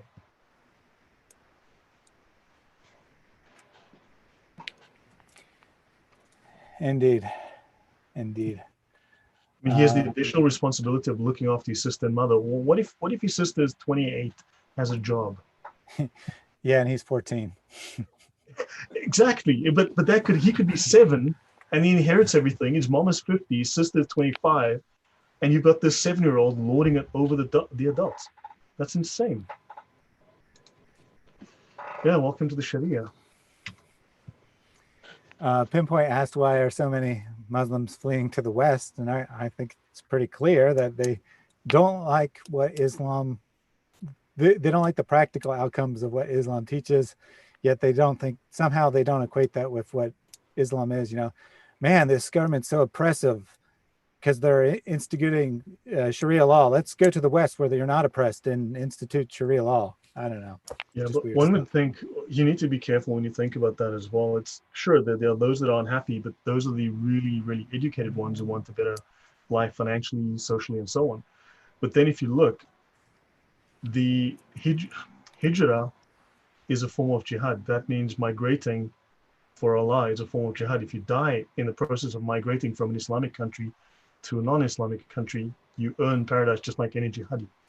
And also, Saudi Arabia, for instance, there are 2,000 plus mosques in Germany now.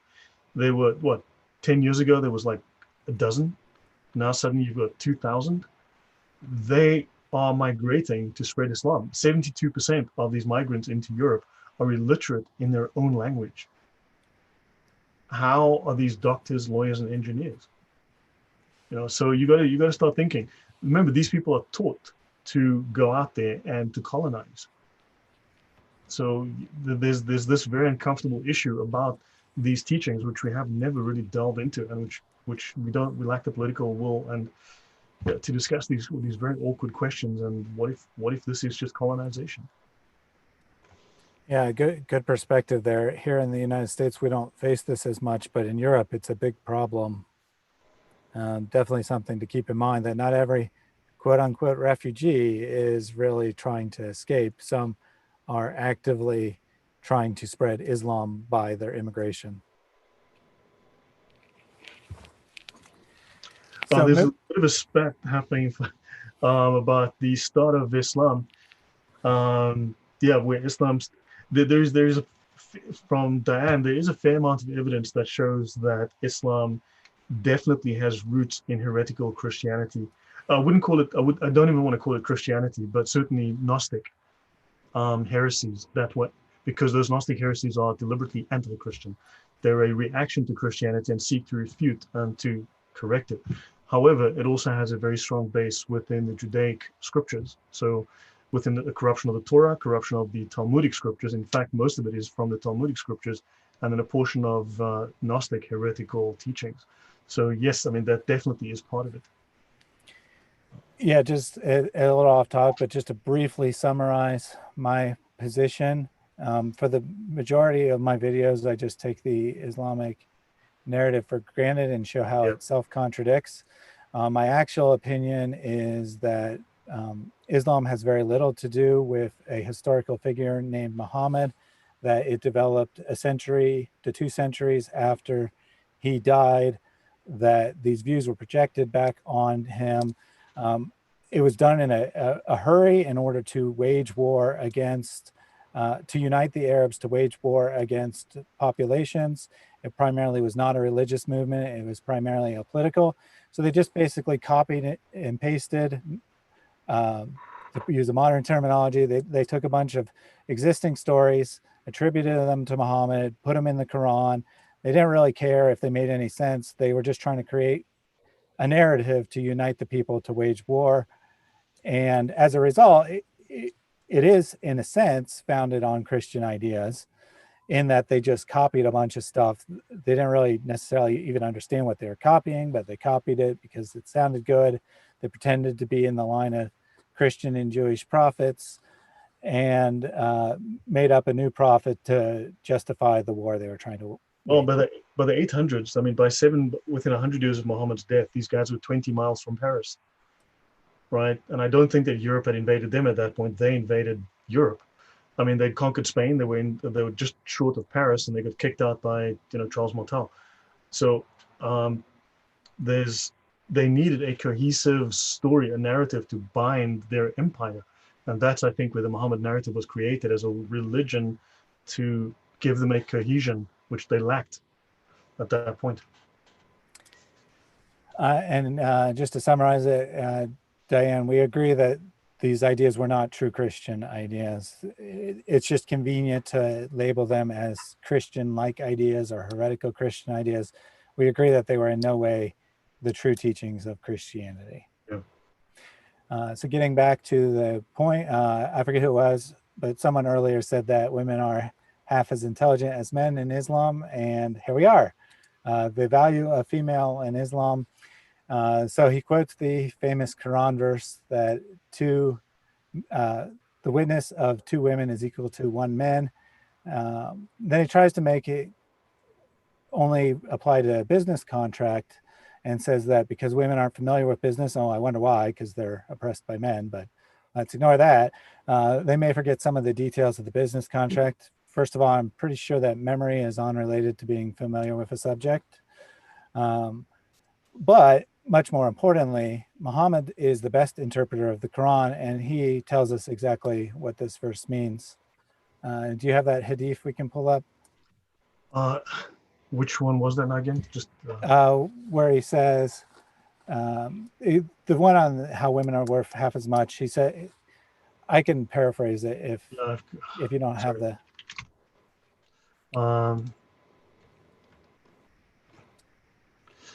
Yeah, what was it now? Sorry, I lost my place here. I'll just paraphrase it. It's fine. I'm sure anyone can find it if they need it. So basically, Muhammad passes a group of women. He says, "Oh, women, I've seen that the majority of the inhabitants of hellfire are you." They ask why, and he says, "Because you're deficient in intelligence and religion."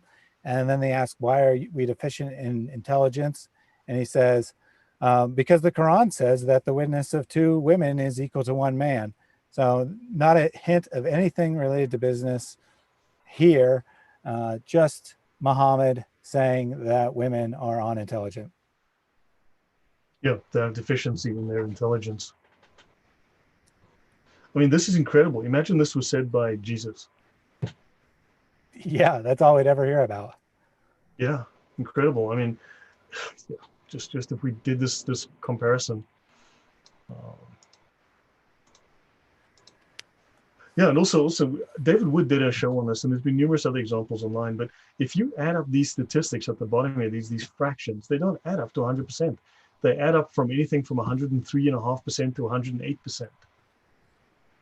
Depending how you do the maths, and it doesn't add up to 100%. So Allah was maths challenged. Besides having two right sides or two right hands or one hand that was right-handed, who knows? But yeah. Pinpoint said that this is circular reasoning. Indeed. So it's true because the Quran says it. Well, why is it true? Well, the Quran says it. That's basically. It basically makes it canon that women are forgetful, women are weak, women are incapable, women are unintelligent. And this is his supposed defense. Keep in mind, this isn't a Christian saying this. This is Bilal attempting to defend it. Yeah, I mean, it's just. And then he goes on. He says there is an exception though. Sometimes women's witness is worth that of a man. And specifically, he cites an example where a woman was paid as a wet nurse for 2 children, which in Islam makes them considered siblings. And she testified that she had nursed both of them. Well, great. Or Yeah, as Bilal puts it, in the areas of feminine expertise, the witness of a single woman is sufficient. And giving what birth. is female Okay. expertise? Nursing children, I guess. Yeah, I mean, the Sharia says in section 025.3, a people that leave its leadership to a woman will never succeed. That is now part of the Sharia, that is Islamic law, and that is based on a hadith by Muhammad. So the people that leave its leadership to a woman, well, this is in the reliance of the traveler. So if you leave your leadership to a woman, you will never succeed. Well, there you go. Yeah, and I just think this is hilarious that this is his defense that women, when they're talking about their own area of expertise, nursing children is the only example he can give. This is presumably the best example he could find in all of the Sirah, is that at some point some woman was allowed to testify that she nursed 2 children, and they didn't need someone to verify that she nursed those children. Wow, so progressive, such great equality there. Pinpoint Yeah. pointed out that in actuality, women are better at remembering details, and I actually believe that's true. I believe that there are studies that Oh yeah, man. women have better memories than You men on average. remember when you yeah. Something like JC, they talked about the many monks resorted to Platonism, which was Greek philosophy. Well, look, the thing is, there were many Greeks. There was Aristotle as well, who technically was an antagonist to Plato. Plato was very much sophist in his leanings and Gnostic, to some degree Gnostic, whereas Aristotle was very much about logic and logos. So when you say Greek philosophy, you have to be more specific. So we've now reached the final point, and the first thing I want to point out on this is, he spent all this time, like pages and pages, talking about most of what was women's rights issues, and then he gets to the claim that Islam was spread by the sword, and he has one whole paragraph to say on it, and that's it. Forcible conversion is prohibited. Populations are free to maintain. We've done more than one episode on dhimmi status and jihad, which yeah, should I bring up something on that? Yeah, go ahead. While you're bringing that up, there's 2 episodes on my channel specifically on jihad, and we did, I believe, 3 shows on Sonia Azam 7's channel Yeah. on dhimmi status in Islam. So Oh, we've done 5 shows on this subject. okay, yeah. So that's numerous hours of notes on this lie that he is telling, but the thing is, they're lying to Muslims, and these Muslims believe these lies, and then they think we're lying when we tell them that that's not the truth. That's not the history. I probably have to cancel out of this one. So this is the Mukarima by Ibn Khaldun, right? We've covered this. This is just to discuss this issue because he's egregiously lying here with regards to, it's crazy how this can just get worse and worse. In the Muslim, Ibn Khaldun is the greatest historian that Islam ever created. He is considered, even in the West, as an incredible scholar. He was highly, highly qualified as an imam, as a jurist in Islam, highly educated, and he is the creator of what we call sociology today. So in the Muslim community, the holy war is a religious duty because of the universalism of the Muslim mission and the obligation to convert everybody to Islam, either by persuasion or by force. Therefore, the caliphate and royal authority are united in Islam. There's no separation of church and state.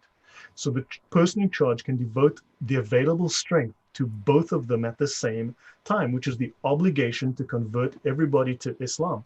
The other religious groups did not have a universal mission, and holy war was not a religious duty to them, save only for the purposes of defense. So yeah, so we are not under obligation to gain power over other nations, as is the case with Islam. They are merely required to establish their religion among their own people. This is the finest historian Islam has ever produced. And I'm not sure how high up in the rankings Bilal Phillips is, but let me go to Um, slide 10 here, let's just to briefly go through this, right? There's an obligation to command the right and forbid the wrong, right? So let's skip forward a little bit. We don't have time to do every single slide, so I'm just going to grab a handful. So jihad, right? There's a scriptural basis for jihad, and it means to war against non-Muslims. This is now Muslims will always say jihad just means struggle. No, it does not. It has a legal definition. It is a legal term. So you can have the dictionary definition, which means struggle, and that is correct. It is also false. However, jihad means in legal terms in the Sharia, means to make war on non-Muslims. It is etymologically derived from the word mujahada, signifying warfare to establish the religion. Then the author who translated this book inserts his own views here. This does not appear in the original Arabic of this Umdat al-Salik, or the Reliance of the Traveler. The author inserts this, and this is it's a false hadith. One of Islam's greatest scholars tells us this is a false hadith, right? That it is the lesser jihad, blah, blah, blah, right? So this lesser jihad does not conform with the hadith collections. And so we have the best scholars of Islam, like Ibn Taymiyyah, saying that this hadith has no source. Nobody in the field of Islamic knowledge has narrated it. Jihad against the disbelievers is the most noble of actions. It is the most important action for the sake of mankind. So Islam is under obligation to make us all Muslims by force. Fighting is prescribed for you, right? So the scriptural basis for jihad prior to the scholarly agreement are these Quranic verses. Fighting is prescribed for you. Slay them wherever you find them and fight the idolaters utterly. And I've been commanded to fight people until they testify that there is no God but Allah. And if they say it, they have saved their blood and possessions from me. This is the Sharia, right? Details concerning jihad are found in the accounts of the military expeditions of the Prophet. It doesn't say he struggles to overcome his obesity, right? And the final reference here, the obligatory character of jihad. It's a communal obligation. So explain to me how, right? And there are two possible states in respect to non-Muslims. The first is when they are in their own countries, in which case jihad is an obligation. And this is what the author is speaking of when he says it's a communal obligation upon the Muslims. They must attack us in our own lands.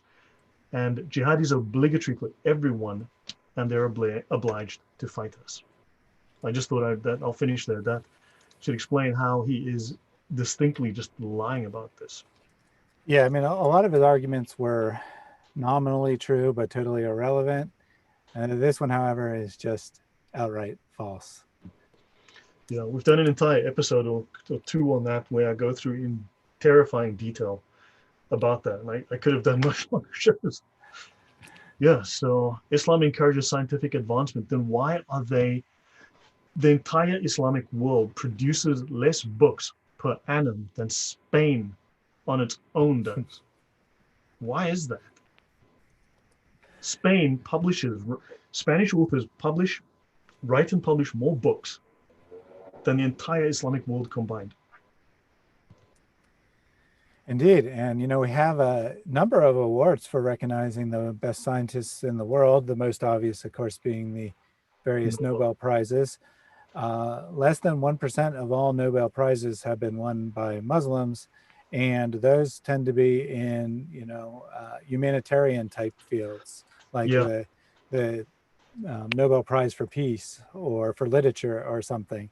I could be wrong. There might be one or two exceptions, but as far as I know, no Muslim has won a Nobel Prize in a hard science. No, not that I know of. I'm not aware of that. If you look at their representation proportionally, I mean, it is minuscule. It is absolutely minuscule. Considering that rational thought is effectively banned. Thought must conform with Sharia, as we've discussed in past shows. Yeah, and just one more thing on this jihad lie here. He repeats the claim that Islam spread to Indonesia and other places by trade. In my upcoming video, I will have a clip from Yasser Qadi who says that this is at best a half truth, but basically it's just a lie. And Muslims should stop repeating it because it's a lie. And in reality, it wasn't necessarily spread by the sword. What happened is the political leader of the country, you know, the king or whatnot, converted to Islam, and then everyone else was forced to legally and or socially, but not through violence.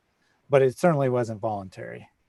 Um, so he basically, and he also points out that this is the, even ignoring that this is the rare exception, that all other times Islam spread by the sword. It's only one or two countries where it was at least somewhat peaceful that it spread to. Everywhere else, it was military expedition. You know, that is just so false. I mean, how does he justify these statements? I mean, let me bring up this one again. You can see from the Muqaddimah, Islamic War by Sea. The non-Arab nations became the servants of the Arabs and were under their control, right? They wished to wage the holy war by sea. They embarked the army and fighters to fight against the unbelievers across the sea. And he was desirous of waging the holy war. From there, the conquest of Sicily was achieved in the days of Ziyadah, right? So looking into another's house without permission, you are legally allowed under the Sharia here in P75.22 to throw a man's eye out with a rock if he stares into your house without permission. You know, this is just a very short glimpse into their sources. Well, and as I pointed out originally, he barely says anything on this subject, which I think is quite telling. You know, he feels uneasy making these claims. He went through 12 points, taking multiple pages on polygamy, but he has one short paragraph, 1 point on jihad, and it's not even true. Yeah, yeah. And it's crazy. So look, on this, some of the issues that I know really well, it's easy to discuss this and to refute it. But in some of the other things, it's such gobbledygook that it's really hard to wrap your head around and try to explain how and why it's wrong morally, socially, and it's really difficult social issues. But I mean, we should reject it and we should study these, take these apart, and learn to really provide strong counter arguments. Absolutely. And we hope that you take this material that we've gone over. I hope that it better gives you an insight to how Muslims are trained to think, and keep in mind, Muslims doing dawah are the most devout Muslims. These are the Muslims that really, really love Islam and really want other people to spread it to other people.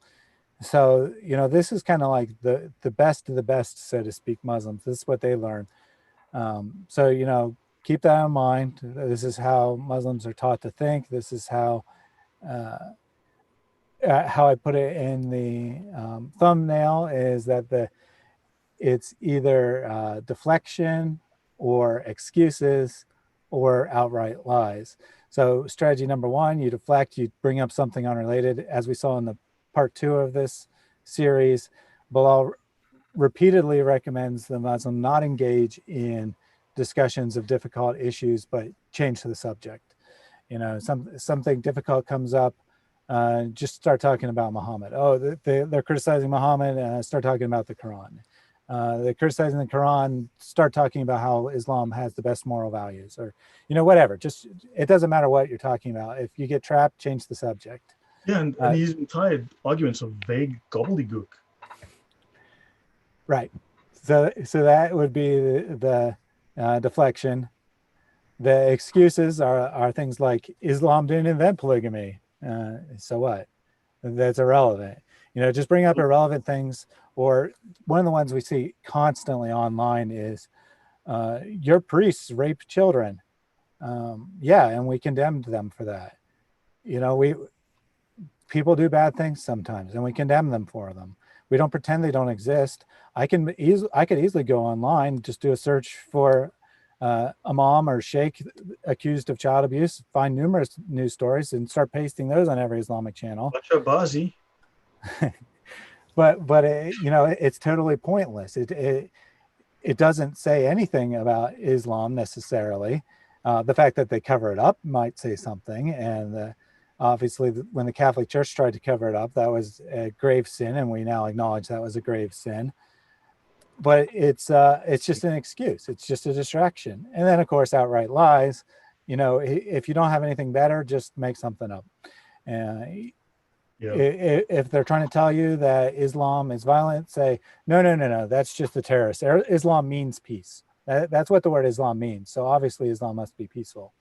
Or, Islam never spread by the sword, only spread by trade. What are you talking about? It was only defensive battles.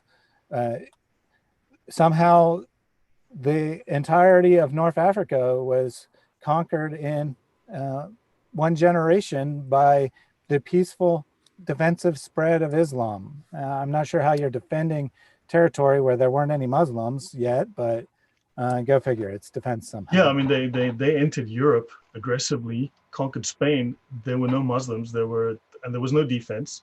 They attacked. Exactly. So, those are the three basic strategies of Islam. If you're aware of those, it'll help you, when they try to distract by bringing up some gross misinterpretation of the Bible, just say, we're not talking about the Bible, and get back on subject. They try to bring up how excellent a moral example Muhammad was while you're talking about how Islam allows polygamous marriages. Say, no, we're talking about polygamous marriages. Don't change the subject. Yeah. I want to mention something. Diane said something. She says Islam doesn't have to justify lying, anything goes, and so on. Now, look, that's an opinion, which is correct. It's still an opinion. What is more important? Remember, I mentioned the scholar called Sharani a little earlier. This is the man that harmonized the Sharia, the differences between the four schools of jurisprudence, technically five schools if you include the Jafari school from the Shia, which is recognized as well. Now, he actually came, so in his book, when he harmonized it, and all the scholars refer to him as the expert in the field, when he harmonized the Sharia, he came up with 6 basic lessons from the Sharia, 6 things that the pillars of the Sharia. 2 of them I've got mentioned here, number 4, where he says that the Sharia teaches us, and Allah's lesson and Muhammad's lesson to us, are that necessities permit the forbidden.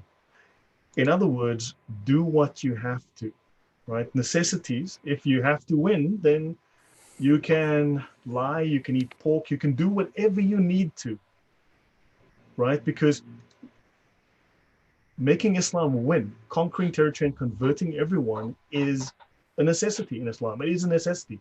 So therefore, they can do whatever is forbidden by their own laws. They can break every single rule. And the second most important one is the aims are more important than the means. This is quoted out of his book, right? The Al-Mizan al-Kubra. The aims are more important. Basically translated, this just means the ends justify the means. So Islam, it is legal, and we see this in the Hiyal episode. I'd recommend you watch Hiyal, the episode on Hiyal, which is the actual major form of Islamic lying, the major form of deception that underlies all deceit in Islam. We discussed this at length, but they can do literally anything. They can break every single law, every promise, every oath, every single aspect of Sharia can be broken as long as they win. I'll stop there. Excellent. So we have I think we'll do one more show on Bilal's Dawah manual. The next section, he gives 80 strategies for doing Dawah. It's rather silly. It's like make posters, write Islamic slogans on your car, stuff like that. So, I mean, if you're interested, check that out. We're not going to go through the conversation. That. Why do you worship that idol? Oh yeah. He gives 7 talking points to start a conversation. They're a bit dated. Like, what do you think about the war in Iraq? So some of them are like that. But then one of them is like, why do you wear an idol around your neck? And it's like, oh yeah, that really is going to have some good conversation when you go up to a Christian. Who is wearing a cross? Why are you wearing an idol? It's like, what? And some of them are just like, what do you think about Muslims? So if you're interested, check that out. It's not particularly interesting though. It's like, and then the next section after that is how to do Dawah to atheists, agnostics, and deists. Since that isn't our focus, we're not going to devote a show to that. But check that out if you're interested. In large portion, he basically just makes generic arguments for the existence of God and somehow equates that with Islam being true. And then the final section is how to do dawah to Christians. That'll be the subject of our next show. So we will see some of the interesting ways he tries to manipulate Christians into giving a shahada. And of course, we know that this is actually happening in reality because lots and lots of people are more or less tricked into doing shahada. And then the Islamic organizations say, great, we got another convert. Let's count that as a statistic. And then a week later, they don't show up to mosque. They never show up, and then they leave Islam. So they were never really a convert in the first place. Or, they nominally did convert. They go to a mosque a few times, and then they're like, this is nothing at all like what I was told it is. I'm out of here. I'm leaving. And they can't do anything about it in the West because, you can't enforce apostasy laws. So it's something like 75% leave within 1 year and like 90% leave within 5 years or something like that of converts to Islam.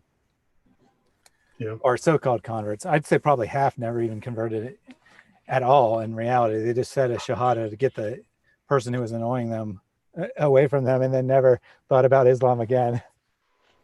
Yeah. So yeah, to our listeners, to our audience, I mean, really appreciate you guys. The comments, the questions are really good. But what do you guys get out of this? And what other subjects would you like us to cover? As Thaddeus said, we will do another episode, which is Dawah to Christians. We need to unpack that. But what are the other things that you think are important? What are the, in terms of trends or things that are unaddressed, and or are we doing okay? And what do you guys get out of this? How do you use it? Just like to get your thoughts as feedback. Put those in the chat or in the comments. And just to wrap it up here, Pinpoint said that Islam means submission and Salam means peace, which is correct. I was trying to give an example of a false slogan when I said that Islam means peace, so Islam must be peaceful, because of the fact the word does not mean peace, it means submission. But just so everyone's clear, Islam means submission. Let's see. And Pinpoint also said the sign of a cult is no matter what it takes, we need to win, and that is exactly what Islam teaches. There's very little about change of heart. It's all about nominally getting someone into the army. Obviously Islam struggles a little with this in the modern day since it's not usually literally an army, but originally it was literally an army. You get the person on your side, and that's all that really, and then you keep them on your side by any means necessary, and that's what really matters. It doesn't really matter what they believe. It doesn't really matter if they have any change of heart, as long as they are on your side fighting the war for you, giving you more political power, you're winning and you're advancing Islam. Any final thoughts from you? There was a question from or comment from End Time saying, what is going on Sharia-wise within our countries? And End Time said the Muslim Brotherhood, and then Mojo, is it reasonable to dismiss the Islamic history as Mohammedans tell it and piece together with what can be known from actual evidence? So is it reasonable to dismiss the Islamic history as? I think, yeah. Look, I mean, there's a couple of guys that are doing fantastic work. The one is Jay Smith, who is doing the history, right? He summarized the history of all those scholars that came before him. So he's pieced all of that together. And then, of course, you have Dan Gibson. And between those two, I think you've got that sewn up, that history is definitely unraveling. And I personally am of the view that Dan Gibson's contention that Petra is the source of Islam and the original Mecca seems to match the geography and the statements within the Quran and Hadith, where they mention that these people of the Bible are close to you. Well, Petra is in Jordan, whereas Mecca is 1,000 kilometers further south. So there's no way Muhammad could have met them every day, spoken, walked over to them, etc. So yeah, and maybe I can just do a quick screen share again. This is something, Thaddeus, what do you think if we did a discussion on the Muslim Brotherhood and the psychological warfare? Yeah, I think that'd be a great subject. I Um, don't know a lot about it, so you'd have to do most of the talking, but I'd yeah, like to do it for sure.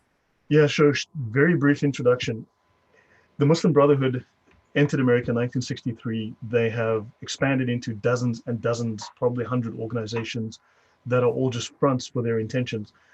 A cache of documents, 80 boxes of documents, was discovered in the early 90s. It was captured by the FBI when a man was discovered filming the supports of one of the bridges in the States. And they thought this was suspicious, especially, why are they trying to film the struts and supports of a bridge? Anyhow, this is very briefly their five-phase plan for an infiltration and an American coup. Now, 9/11 was the opening shot in a 21-year plan by Al Qaeda, 7 phases, 3 years per phase, ending in 2021.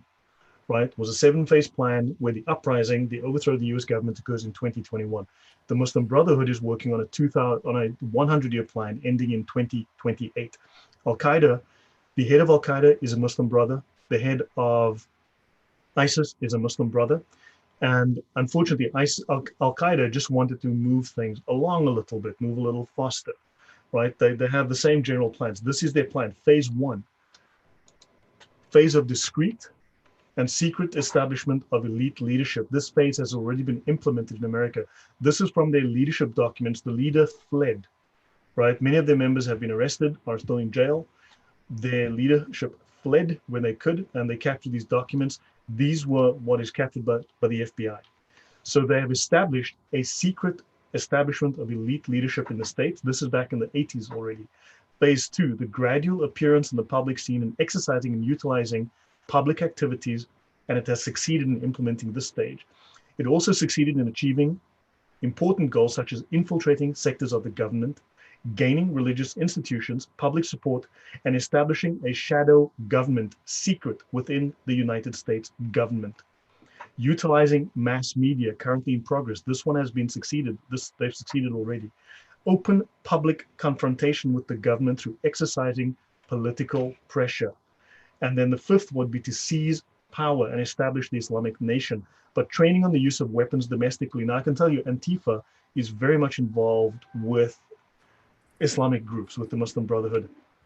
There is an actual poster, see if I can find it.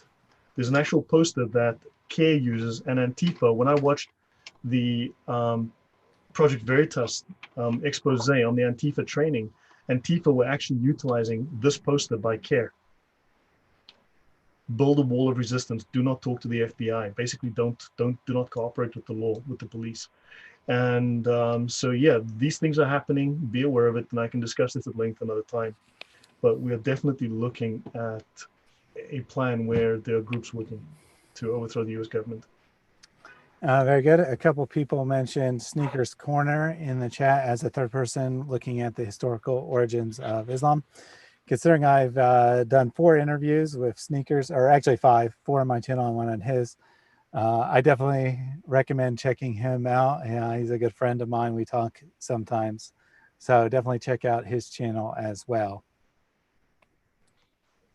Yeah, thanks, guys. That's it. It's been a while, so let's. All right. Well, thank you for joining us, everyone. Look forward to the conclusion of the Dawa series in about 2 weeks. Of course, exact time and date to be announced, but should be about 2 weeks from now.